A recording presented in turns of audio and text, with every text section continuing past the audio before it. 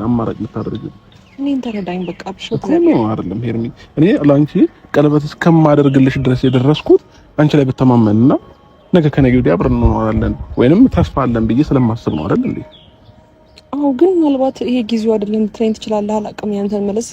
ለዛ ነው ግራ እየገባኝ የነበረው። ከምንም በላይ ደግሞ በሆነ ነገር ወይ እንትን ሆነክ የሆነ ነገር ሆነክ ማየት ስለማልፈልግ ነው ራሴን የሚያራኩት። ከዛ በኋላ ደግሞ ተመልሼም ደግሞ ይሄን ነገር ሊመጣ የፈለኩት በጣም በነገሮች አንተ እየተጨነቅ መሆንን ስላወቅኩ ነው። ገባ እንጂ አሁንም ተረጋግቼ አሁንም ምን አይነት ውሳኔ መወሰን እንዳለብኝ እርግጠኛ ሆኜ አይደለም። ገባ ሴት ልጅ ነኝ።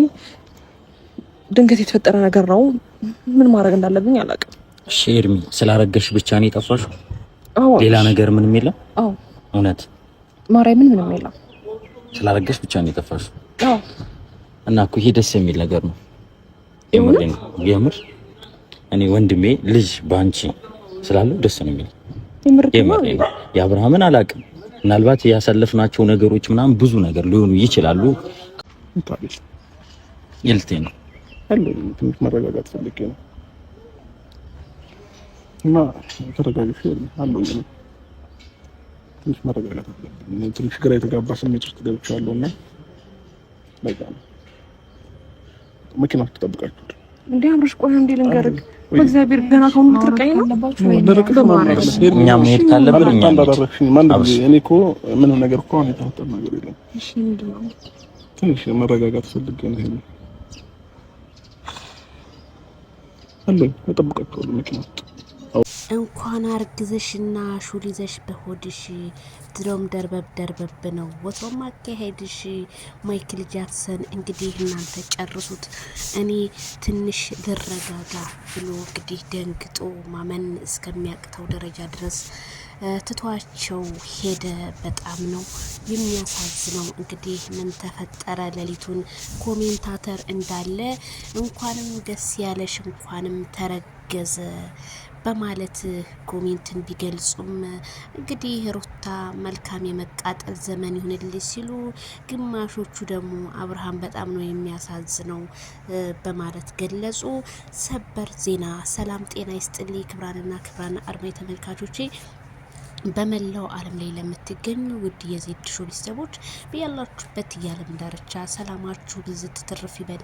እንደ ሰማይ ከዋክብቱ እንደ ምድር አሸዋ ላይክ፣ ሼር፣ ሰብስክራይብ በማድረግ ቤተሰብ ይሁኑ እላለሁኝ ማለት ነው። እንግዲህ የሄርሜላ እርግዝና ማነጋገሪያ ሆኖ ነው ያደረው ማለት ነው። እንግዲህ ብዙዎቹ አብርሃም ታደሰ አንተ ስትተኛ ይሄን እርግዝና አላወቅከውም ነበር ወይ እርግዝና እንደሚፈጠር ሲሉ፣ ግማሾቹ ደግሞ እኔ እንዴት እንደሆን ባላቅም መድኃኒት አትወስጅም ነበረ። ግማሹ ደግሞ ሄርሜላዬ ደግ አድርገሻል፣ ምክንያቱም አብርሃም እኔ ስለምወድሽና ስለማከብርሽ ነው ቀለበት ያሰርኩልሽ አላት እኮ። እሱንማ እንደምትወዳት እንደምታከብራት አይተን ቀለበት አስረህላታል። ስለዚህ ይሄ ነገር አንዳንዴ ከትዳር ውጭ የሚፈጠሩ እርግዝናዎች በጣም ከባድ ቢሆኑም እናንተ ደግሞ ይሄንን ራሳችሁን መቆጣጠር ነበረባችሁ። ስለዚህ ምንም የሚያሳስብ ምንም እንትን የሚል አይመስለኝም። ማይክል ጃክሰን በጣም አሳዘነን። በጣም እሱ እንግዲህ ኮመንት እየጻፈ ይገኛል። ይሄም ማለት እኔ አላቅም። አንዳንዴ ከባድ ቢሆንም እዛ ጋ ሩታ ረገዝኩ ትላለች፣ እዚህ ጋ ሄርሜላ ረገዝኩ። ያቺ ብታረግዝም ፈትቻታለሁ አለ። እሺ ችግር የለውም። እኛ መቼም በኢስላም አንድ ወንድ ፈትቼሻለሁ ካለ ኒካው ወርዶ አንቺ አርግዣለሁ ካልሽ ልጁ የዝሙት ልጅ ነው። አለቀ ደቀቀ። እያወቁ ነው የኛዎቹ የሚያጠፉት።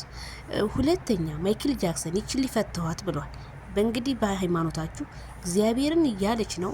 በጣም ሰው ውሸሽን እንደሆነ ኢቲሲ በጣም ሰው እያላት ነው። እና እኔ አላቅም እንግዲህ ሰው ልጅ እንዴት እንደሆነ አስተሳሰባቸው ባላቅም፣ ሄርሜላ ያው አንድ ሰው አረገዝኩኝ አብረው እንኳን ሆነው አረገዝኩ ሲሉ በዚሁ በሚዲያው ላይ የምናየው ለምን አረገሽ ለምን ይባባላሉና ወንዶች በመጀመሪያ ጥንቃቄ ማድረግ ያለባችሁ ይሄ ነገር እንደሚፈጠር አታውቁም ወይ? ሁለተኛ ሄርሜላ ከረሜላ ለአብርሃም ለምን አልነገረችውም ለምን ጠፋች ስትሉ ለምትሉ እንዴ ልጅ ፈርታ ነው። በቃ ፈራች፣ አልነገረችውም። 4 ነጥብ ስለፈራች አልነገረችውም። ለምሳሌ እናንተ ላይ ይሄ ነገር ሆኖ ቢፈጠርባችሁ ምንድነው የምታስቡት? ቶሎ ብላችሁ ለመናገር ይከብዳል። ስለዚህ ማይክል ጃክሰንም እንግዲህ ራሱን እስከ መቆጣጠር አቅቶታል። በጣም ደንግጧል። ፊቱ ላይ ያስታውቅበታል። ለምን አረገዘች ማለት እሱ ከ10 ዓመት በኋላ ነው ትዳር የሚይዘው ካሁን በኋላ ብሎ ነበረ። ያው መቼም ሸይጣን አሳስቶት ካሁኑ ፍቅር ከሷ ጋር ቢጀምርም እንደኔ አብርሃምና ሄርሜላ ከዛሬ ስንት ቀን በፊት ኢንተርቪው ሲደራረጉ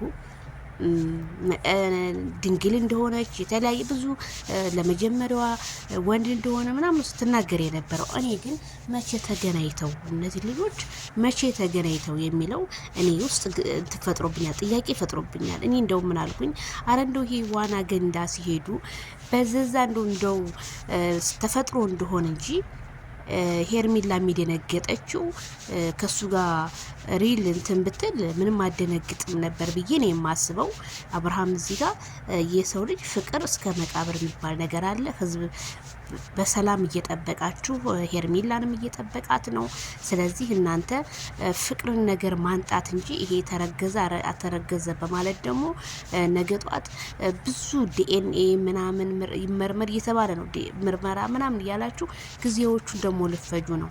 እንደኔ ይሄ ነገር ከሚጓተት የእውነተኛ ከሆነ ለህዝቡ እውነት ነገር የምታስተላልፉ ከሆነ ነገሮቹን መቋጨት ትችላላችሁ። በቃ ተረገዘ፣ ኦኬ ተረገዘ፣ ልጁን እቀበላለሁ አለሉ ሳላ ማለት ትችላለህ እንጂ እንደዚህ ራስክን በማጨናነቅ ምን ራስክን ድብር ስቴሽን ውስጥ ስላስገባ ምንም የሚፈጠር ነገር የለም። ምክንያቱም እኛ አናቀውም የሆነ ስንናደድ ምን እመም ይዞብን እንደሚመጣ አናቀውም። አብሶ ይሄ ሶሻል ሚዲያ በጣም ባለጌ ነው። ካልዳኔ ሙት ነው የምላችሁ። ሙዳችሁን ነው የሚሰርቃችሁ። እናንተ ሳቂታ የሆናችሁ ያንሳቃችሁን በማንም ኮሜንታተር ተሳዳቢውም በማንም ይተወር አይምሯችሁ ነው የሚሰርቃችሁ። ስለዚህ ብትጠነቀቁ እንደኔ መልካም ነው የሚመስለኝ።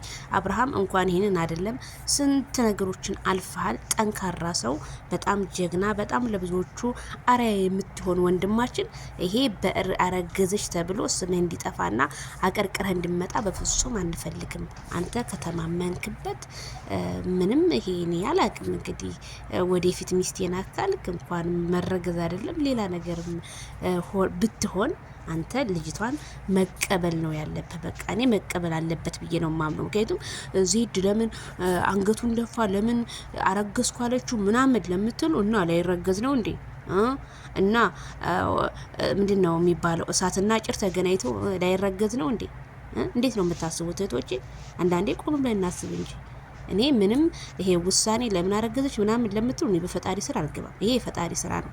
ስንት ደግሞ ልጅ መውለድ ያቅቷቸው አንዴ በጸበሉ አንዴ በመስጊዱ አንዴ ስንት እንትን የሚሉ አሉ የለ ዱአ አድርጉልን የሚሉ አሉ የለ። ይሄ ደግሞ ከፈጣሪ ከሰጣት ምንም ማድረግ አይቻልም። ከፈጣሪ ጋር መቼም እኛ ልንዋጋ አንችልም። ለምን ሊሰጣት ብለን እውነት ከሆነ እንግዲህ መቼም የሰው ልጅ እግዚአብሔርን ብላለች። እንግዲህ እውነት ከሆነ መልካም። እንኳን ደስ ያለሽ፣ ሁላችሁም እንኳን ደስ ያላችሁ። ኮሜንታተሮች በሙሉ ለሷ ለተጨነቃችሁ በሙሉ ብዬ ነው እንጂ ማስበው እኔ ይሄ በጣም አሳፋሪ ነው። አንዳንድ ሰዎች ለምን አረገሽ ለምን እንዴት አርግዛ ታዲያ ሴት ልጅ እኮ ናት። መቼስ በቅሎ አይደለች ሴትዮ ለምን አረገሽ ማለት እና የሴት ልጅ ስትፈጠር አንድ ለማርገዝ ነው፣ አንድ ደግሞ እንትን ለማለት ነው። ስለዚህ ለምን አረገሽ የሚባለው ነገር እኔ ጥያቄ አላስገባበትም። የሰው ይናት ተሳስታ ይሆናል እንግዲህ አቤላ የራሱ አይዞሽ ምንም ችግር የለውም አብርሃም ስለደነገጠ ነው ምናምን እያላት እያበል እንዲህ ነው ሰው ማለት።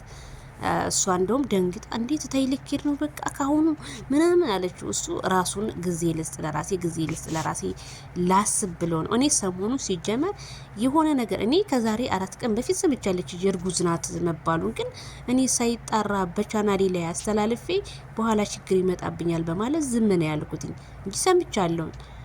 ብዙ ሰው እንደውም በውስጥ ይሰማል፣ ያው አልተናገሩም እንጂ ማለት ነውና እንግዲህ ሄርሚዬ ከረሚላዬ አይዞን አቤላዬም አለ። እህትየዋ ግን በጣም የሆነ ታሽሟጥጣለች። እኔ ምንም ደስ አላለችኝም። እንደ ምንድነው እንደ ሮላንዶ ጥጓን ይዛ እኔ ጎል የምታስገባ እኔ የምትመስለኝ ከአብርሃም ጀርባ ቆማ እኔ ምን እንደሆነች አላቅም። እህትየዋ ግን የእህትየዋ ነገር እኔም ጥያቄ በጣም እየፈጠረብኝ ነው። ምን እንደሆነች አላቅም። የሆነ ማለት ከፊቷ ላይ ደስታ የሚባል ተገፏል። የሆነ የምትሰጠው ራሱ አስተያየት ራሱ ብዙም የመስጠት እንትኗ ሞራሉ የለም እንደሆነች አላውቅም። እህትየዋ አንቺ ነሽ እንዲያረገሽው ሳናቀው እንዴ ሄርሜላ እኮ ናት ያረገዘችውና አብርሃም መሄድም የለብህም ተረጋግተህ አብረህ እንትን ማለት ነው ያለብህ። ኢትዮጵያ ውስጥ ልጅ ማሳደግ ከባድ ነው እንዴ። በሉ ላይ